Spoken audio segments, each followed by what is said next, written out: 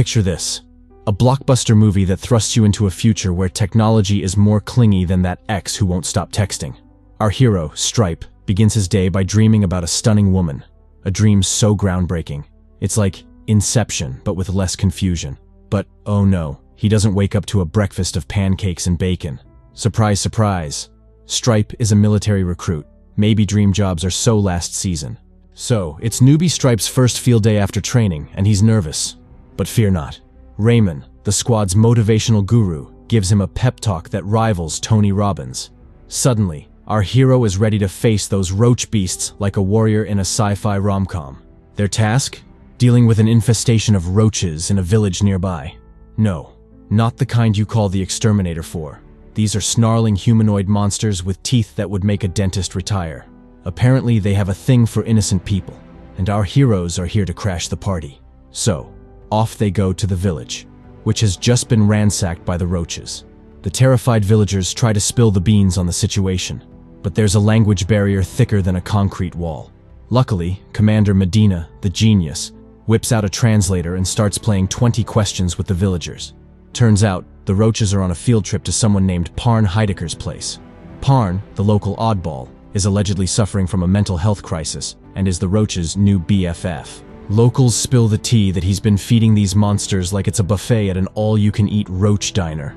While Medina works her linguistic magic, Stripe plays the charming diplomat, promising one villager that he'll do his best to keep them safe. Smooth move, Stripe. You're practically the James Bond of roach diplomacy. Now, cue the big reveal. Every soldier has a fancy schmancy neural implant called MASS in their brains, providing AR data like a high-tech Google Glass on steroids. It's like living in a sci-fi Tinder world, but instead of swiping left or right, you're swiping roaches out of existence. The squad reaches Parn's compound, armed with holographic maps and data displays. Medina, Stripe, Raymond, and the arrogant Leonard are assigned to chat up Parn, while the others go on a shopping spree in the outer buildings. But oh, the plot thickens. Parn, the loner, opens the door, looking as scared as a cat caught in a rainstorm. The soldiers barge in like it's a surprise birthday party, but instead of cake, they're hunting for roaches. Medina and Leonard start their interrogation, while Stripe and Raymond play hide-and-seek with potential roaches upstairs.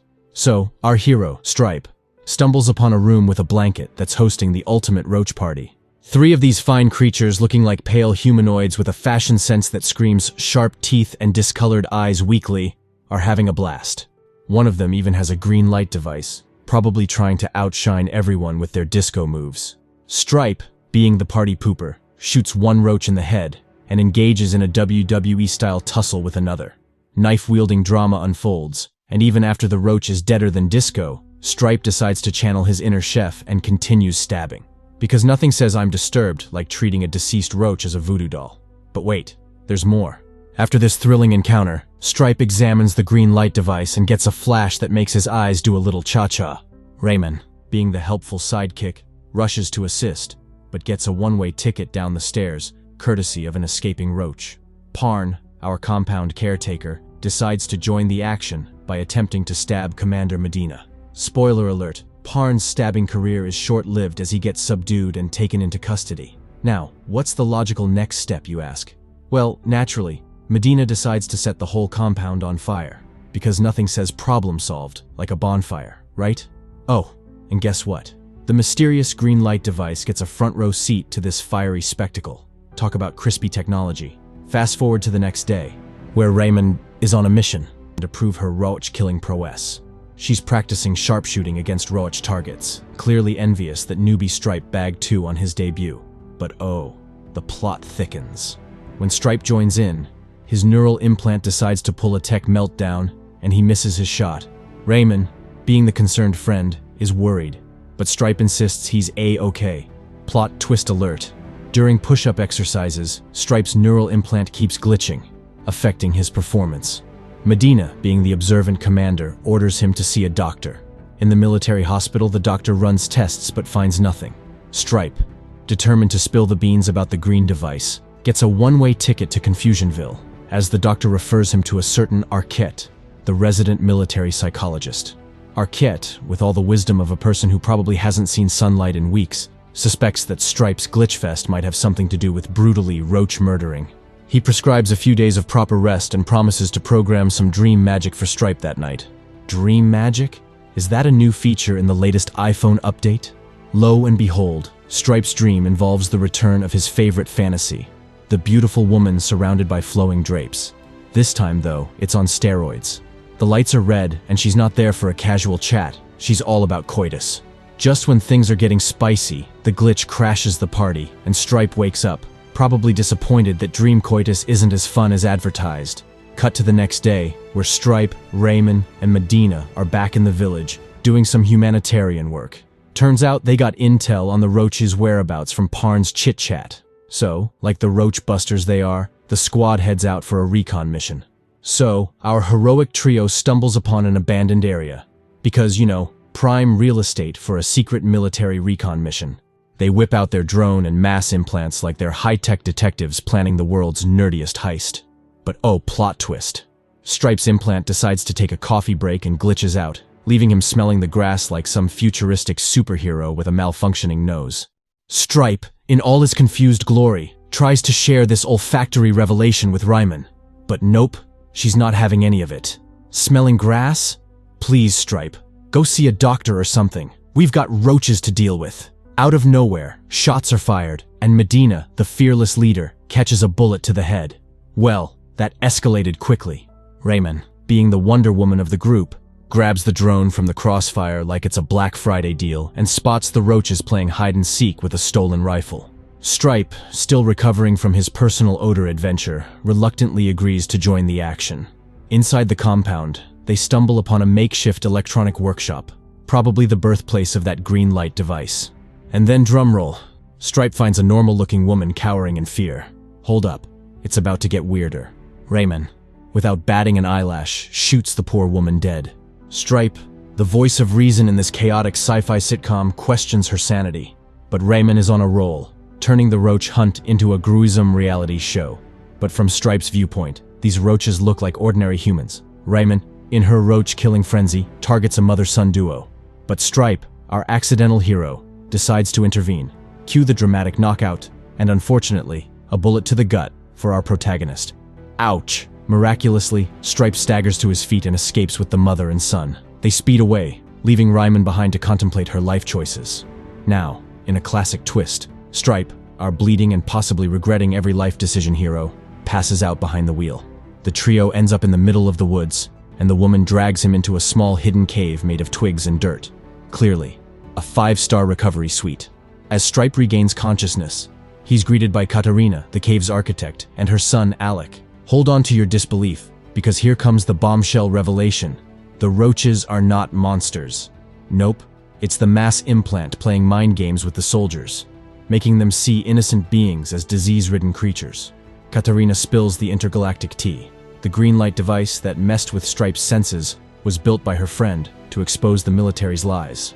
The roaches are actually victims of a grand-scale genocide, all justified by the military as some fancy genetic cleansing. The higher-class folks apparently view them as poor, disease-ridden nobodies. It's like a dystopian soap opera, but with more deception and fewer roses. So, Stripe, in all his stupefied glory, decides to play detective and asks Katarina why the villagers hate the roaches. Katarina, the bearer of dark truths, spills the tea that the locals treat roaches as inferior, even though they technically have no implants. It's like a high school popularity contest gone wrong. Plot twist alert. A decade ago, governments worldwide ran DNA checks like a cosmic paternity test. People with a slight hint of genetic predisposition to illnesses were labeled roaches. Thank you, television and internet media, for turning DNA results into the hottest gossip since sliced bread. But wait, there's more. Just as Katarina drops these truth bombs, Ryman, the Terminator in disguise, tracks them down. The roaches attempt a daring escape, but guess what? Shots fired, and they're immediately turned into roach kebabs. Traumatized Stripe breathes heavily, probably wondering if he's stuck in a rejected Twilight Zone episode. Enter Raymond, the judge, jury, and executioner, pointing her gun at Stripe.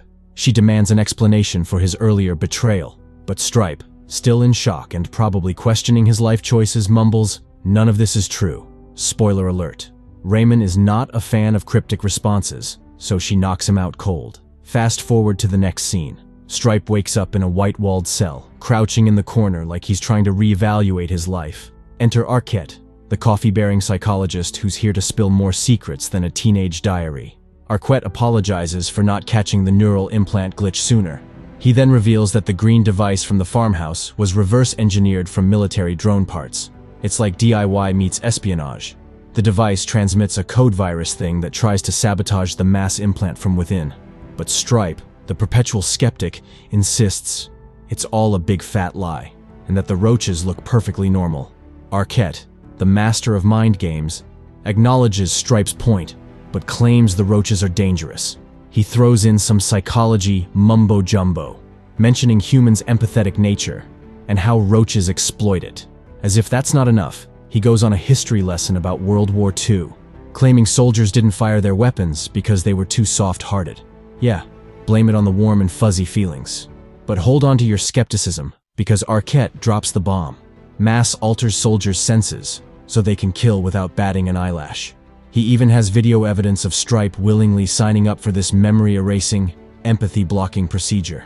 Talk about a plot twist that makes Steven Spielberg jealous. Furious, Stripe tries to attack Arquette, but the cunning psychologist blinds him with the implant. Now, Arquette offers Stripe two choices. Let the military wipe his memory, or spend eternity in lockdown. It's like choosing between a rock and a hard place, but with more existential dread. In a fit of rebellion, Stripe initially opts for incarceration, but Arquette, the master manipulator, plays the footage of the first mission in his mind. So, Stripe, our accidental roach slayer, stumbles upon some unfiltered footage, the real deal without the mass systems drama. Brace yourself, folks. He sees himself going all stabby on regular people, thinking they're roaches. Talk about a reality check that hits harder than a bag of bricks. Turns out, the roach that pulled a disappearing act on Stripe's first mission was none other than Katarina. The footage shatters Stripe's soul, and in a moment of existential crisis, he decides it's memory wipe o'clock. In the grand finale, our hero Stripe, now wearing enough shiny stuff to blind a magpie, struts away from his military fortress like he's auditioning for a fashion show. Hold your applause, because here comes the masterpiece. Tears flowing like he just sliced an onion, and a smile wider than the Grand Canyon. And, oh, the dream girl emerges from a house that looks like it got a beating from a wrecking ball's evil twin. I guess in the world of romance, nothing says true love like a teary-eyed officer and a fixer-upper with potential.